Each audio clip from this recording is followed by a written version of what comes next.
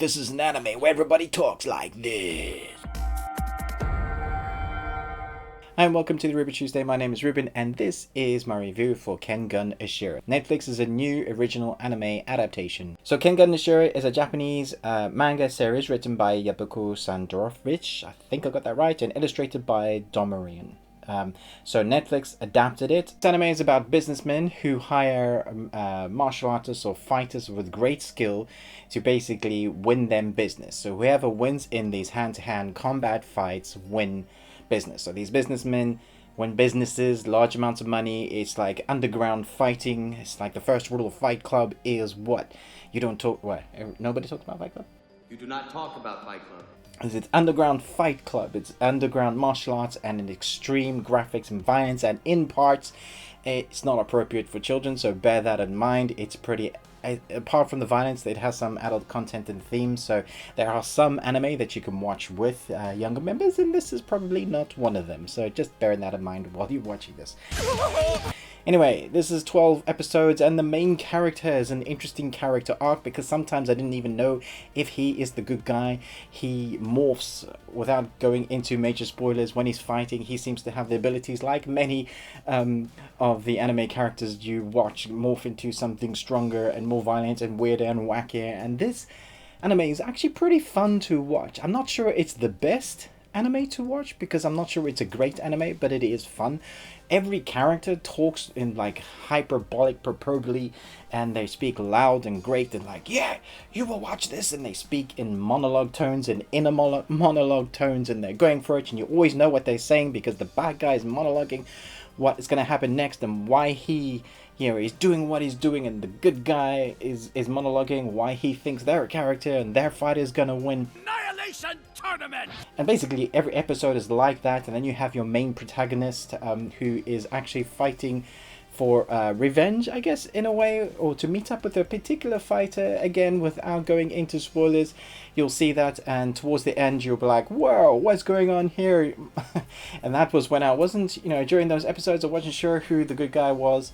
I mean, you can tell, but you'll know what I mean when you see the fight. It's just crazy. The animation style itself is okay. My son was commenting about, my eldest son was commenting about the frame rate and how sometimes it looked great, but during the fight scenes they seem to up that. I can't really speak to that because I didn't really see it. I enjoyed the fight scenes, and I think the way they drew it looks great. I didn't mind that too much, but there are the characters that kept me engaged because they're just crazy. I don't think the story is awesome, but there's something about tournament arcs that I love to watch. In Dragon Ball Z, you can drag out a storyline for like 26 seasons, but if 6 of those seasons has a tournament arc, you're probably engaged because it's fun to see those characters get stronger and better and be beaten and then raise up with a sensu bead. And, you know, gonna need a sensu for that one.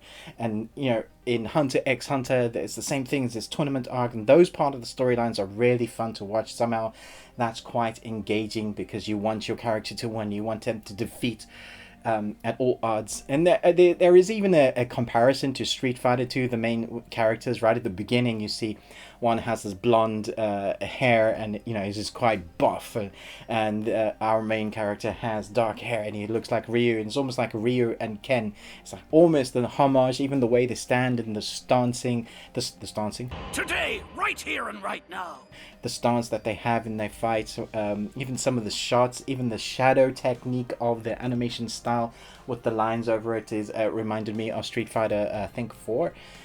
So there's comparisons to anime and nods to anime, but I think it is trying to do its own thing because it is different. It did take me a while to get used to the animation style, so I think it was about an episode, and then I was like, okay, that's how they're doing this, let's watch this.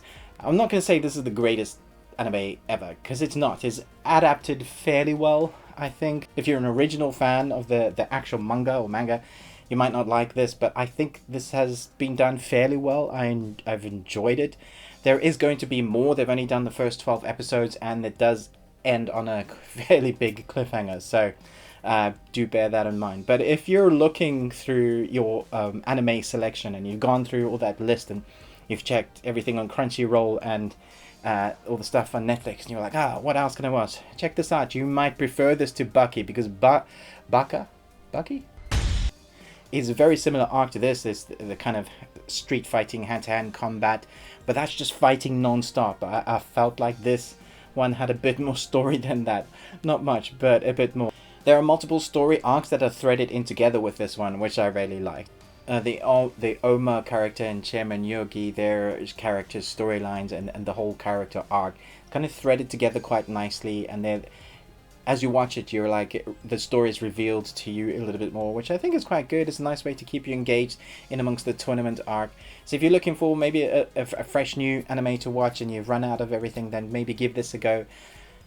Like I said, I don't think this is the best anime, but I think it's okay. I'm going to give this a C+, wavering on a B.